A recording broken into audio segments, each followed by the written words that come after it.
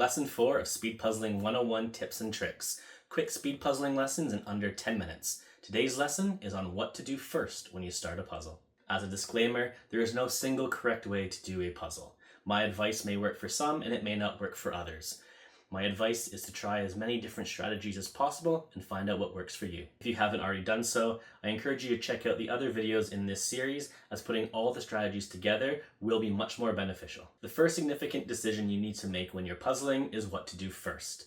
For the purposes of this video, I'm going under the assumption that you've already flipped all the pieces and done the border. So for the purposes of what to do first, what I mean is when you are actually working on the inside of the puzzle. The faster you make your decision, the better. The top speed puzzlers in the world never stop moving, so you want to make the decisions as fast as possible and avoid pausing for any reason, and that includes looking for specific individual pieces. When deciding what to work on first, it will come down to a combination of the box image as well as the pieces in front of you. So for the purposes of this practice video, I will always be displaying the box image itself as well as unsorted pieces on the table. Try to make a quick decision and decide what you would pull first from the unsorted pieces on the table. It may be similar to what I pick, it may be completely different. Whatever stands out to you is probably the correct reason, as long as it makes sense in the broader scheme of the puzzle. If you've done these puzzles before, try to imagine it's your first attempt and see if you would still pick the same thing, or maybe you've reconsidered since you did your first attempt and you've changed your mind. The first puzzle is called Pets of Palm Springs. It's a busy image, but there are many starting points depending on your preference. Within 10 seconds at most, and ideally less, you should make a decision on what to do first. There is a level of instinct that goes with this as well. So what will you do first after the border is finished? Areas that most people tend to choose for this video would be the grass in the corner, which apparently is a carpet, but I'm sticking with grass, or perhaps the wood flooring going into the table. Maybe the blue couch and pillows, or maybe the lighting fixtures or the plant on the wall, or the brown curtain, or even the sky. There are so many areas to start with this puzzle, but you want to start with what sticks out to you. You also need to consider the downsides. While the green grass carpet stands out, there are many things going on top of it. There are multiple Dalmatians, so you need to be careful.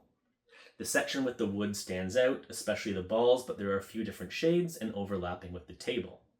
Either of those are good choices, though, as they are the closest to you, the puzzler, and are brighter colors. You can also move on to the lights, another bright section, but it is quite small. The sky is spread out across the puzzle, but it can also be a good quick starting place. While not recommended for newer puzzlers, especially if you have difficulty with not getting distracted by other sections of the puzzle, you can pull two sections at once. I'd probably wait until the first project is done though. The second puzzle is London Postcard. The puzzles in the Postcard series have all shown up at least once in competition. They are getting old now, so it's unlikely they'll show up again unless new ones are made. Here is yet another plea for Ravensburger to make a Toronto postcard, or Montreal or Ottawa or whatever.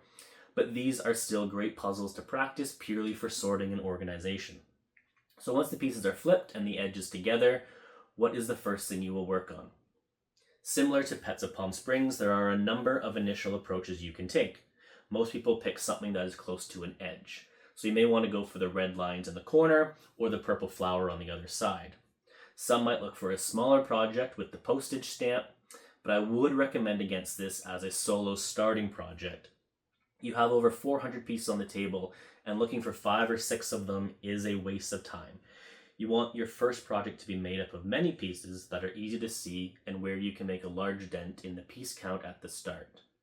That being said, let's say you decide on the yellow volume equalizer lines in the corner. While you are pulling those out, you see one of the few postage stamp pieces, of course you can pull that out. Have your main goal, but a very tiny side quest won't be overly distracting. If you are new to speed puzzling, you won't want to be focusing on the large section of yellow frequency lines and, let's say, the entire tower as well. At that point, you are doing half the puzzle and might as well have done a full sort from the beginning. The third puzzle is red, white, and blue. This is a unique puzzle, but I'll still start off with the same question. You flip the pieces and built the border. Now what do you do? The red, or the white, or the blue? I really hope your answer was sort all the pieces into 3 color piles. Remember, you want to be moving at all times. This might be the easiest puzzle I've ever done when it comes to sorting. The puzzle image itself isn't easy. Plants and flowers never are, but this is by far the easiest initial sort. The reason you want to spend a couple minutes doing this is that you want to limit the amount of time you'll spend searching through the pieces later on. And once all the red, white, and blue are separated into their own groups, the differences in the plant designs will become more obvious in a smaller space. What you don't want to do is have all the pieces scattered and you are looking for an individual square to complete. For the blue squares, this may be possible for many of them, but for the red and white, not so much. After they are sorted, then decide which color section appeals to you the most and go with that. I see most people start with blue and then a fairly equal split between moving on to red or white. The final puzzle is Himalayan Harmony. Take a moment to consider where you might start with a puzzle like this.